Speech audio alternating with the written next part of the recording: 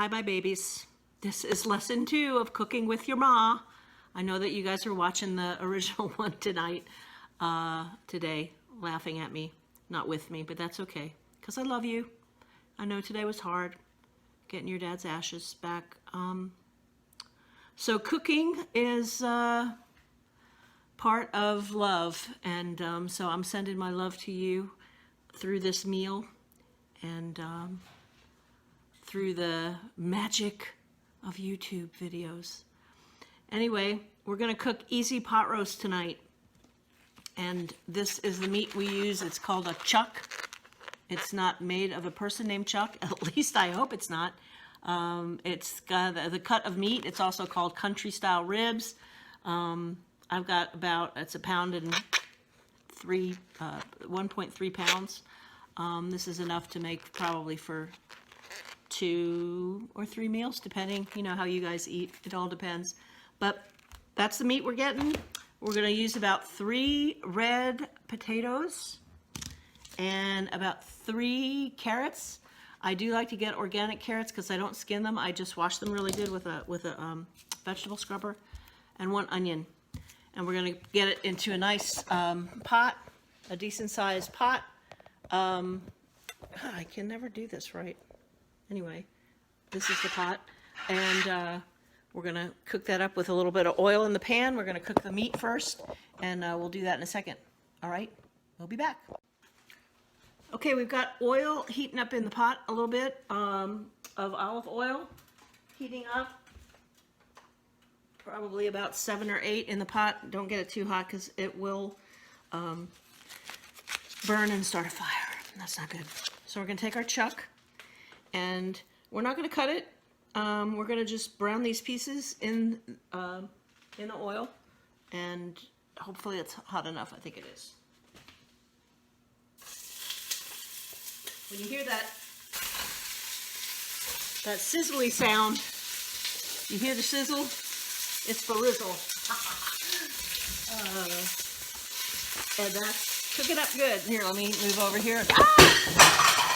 That was a disaster. This could turn into a whole nother video, people. So we're gonna toss this around in here so it doesn't get burnt, but it gets nice and really seared. You want the heat high and the oil, you know, enough in there that it's gonna get, it just really sears it on the outside of each piece. And so turn them over so that each of the pieces starts to get a little brown and gets seared up nice. Okay, so that's happening. We're doing that, and in the meantime, we're going to cut the vegetables.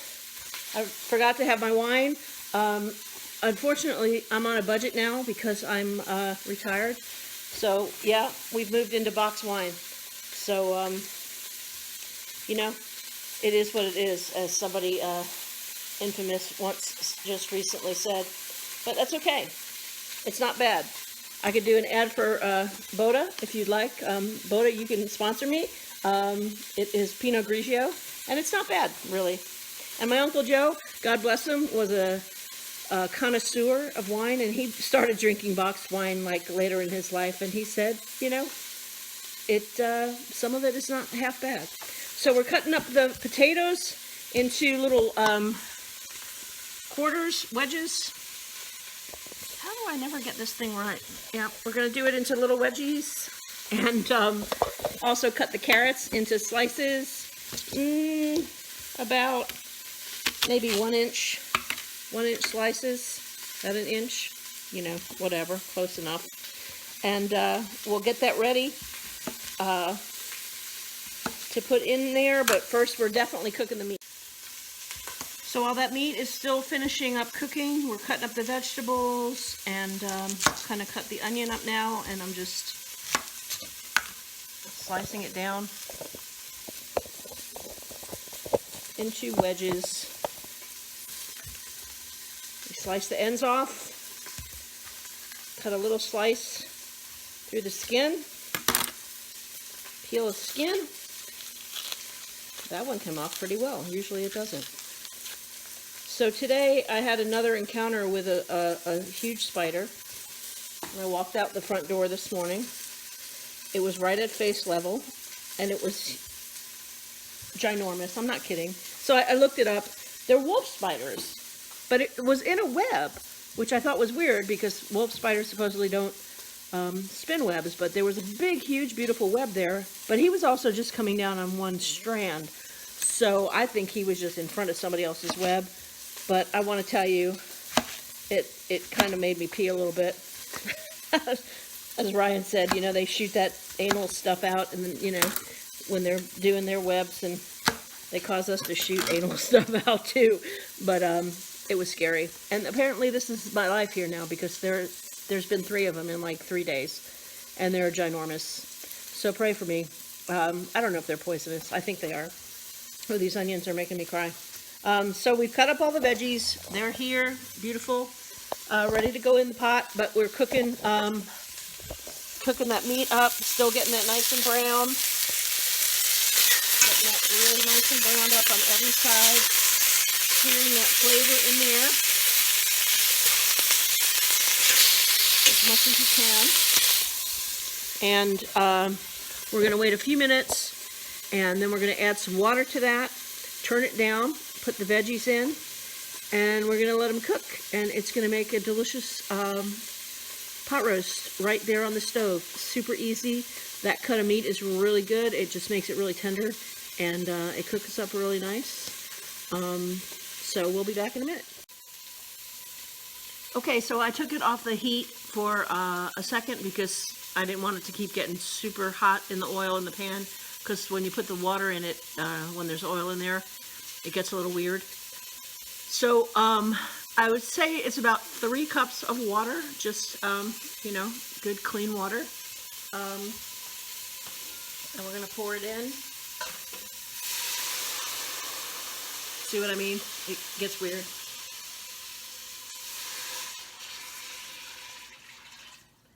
That's all right. So that's why we took it off the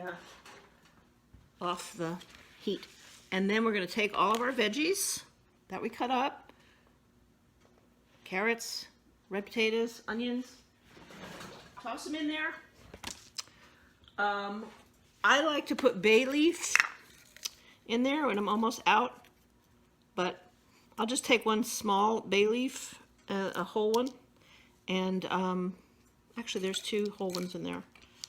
I like bay leaf, but if you don't, then don't use it. But I think it adds really, especially to like a stew or a pot roast. So I'm going to put that in there with the water. I'm looking at it and thinking it might need a little bit more. Well, maybe not. I think we'll put it back on the heat, but down to about 4 or 5. Let's see if is that stirring? And we'll stir that around in there. See how the water is just covering. So we'll kind of try to move the meat up a little bit above and let the veggies kind of sit on the bottom. Just kind of. It's not really super crucial, but it kind of helps the veggies cook more. And then we cover it.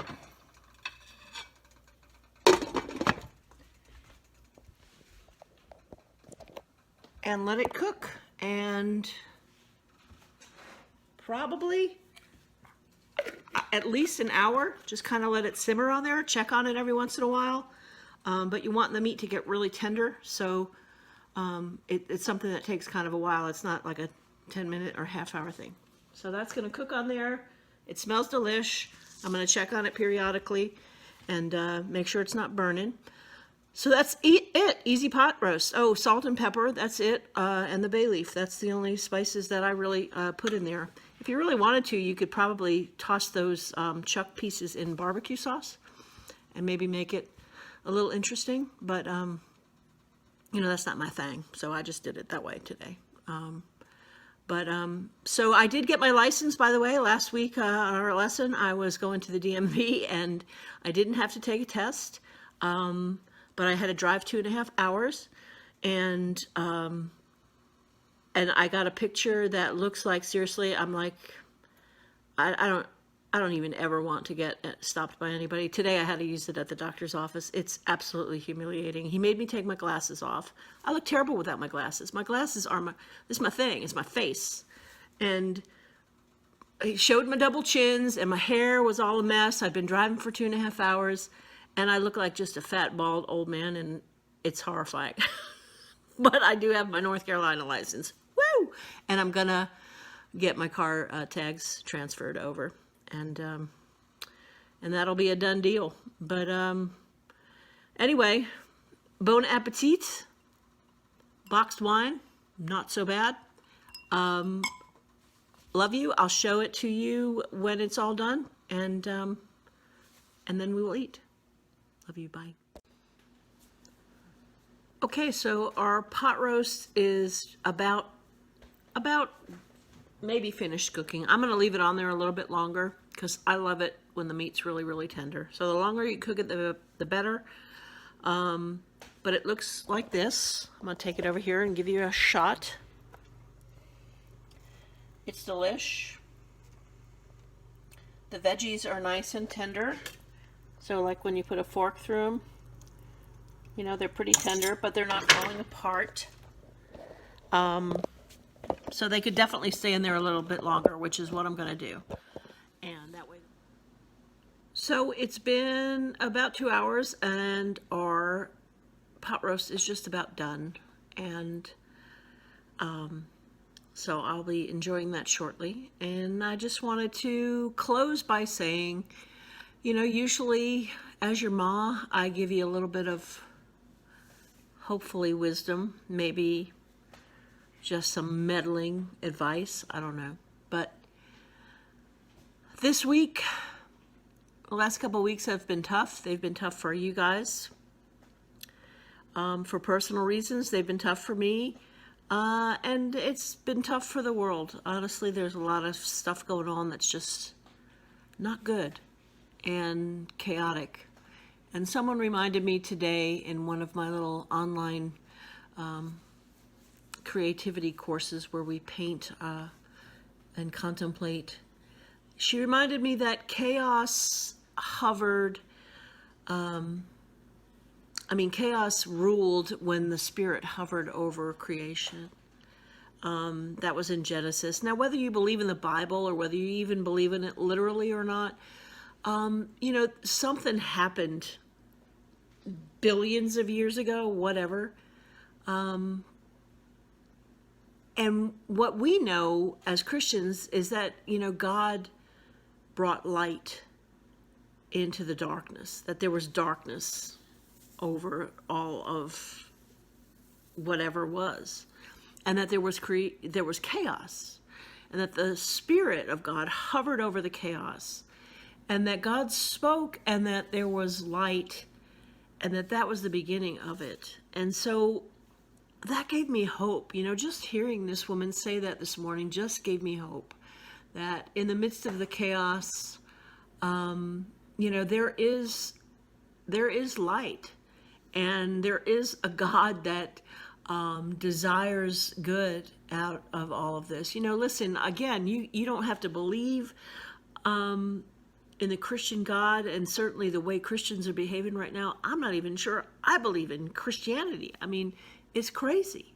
But I understand completely in the depth of my being that a benevolent God is in control of things, because otherwise our horrible, awful selves would have totally we would have ruined it all by now. I mean, as you know, we see some stuff getting ruined. We would have totally trashed the whole thing if it weren't for something holding that together. So whatever that is holding us together is holding me together right now, and I just want it to hold you together.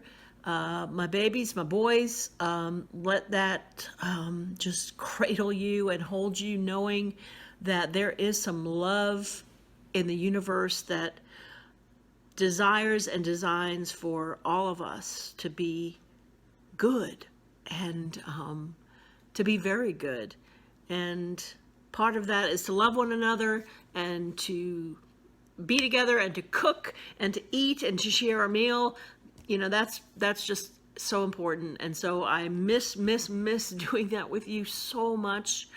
I can't even tell you, but I hope that these times have been a little taste of what I hope we can share when we do get back together again, and can share a meal and time and faces, and I can see your faces and kiss you and love on you.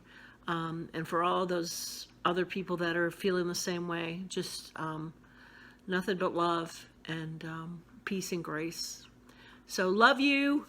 Bon appetit. Enjoy. I'll give you one last look at the pot roast as it's just a simmering in here. Looking lovely. Some people add flour or cornstarch and make it thick, but I don't believe in that. You don't need it. It tastes good just the way it is. All right. Love you. Next time. Peace.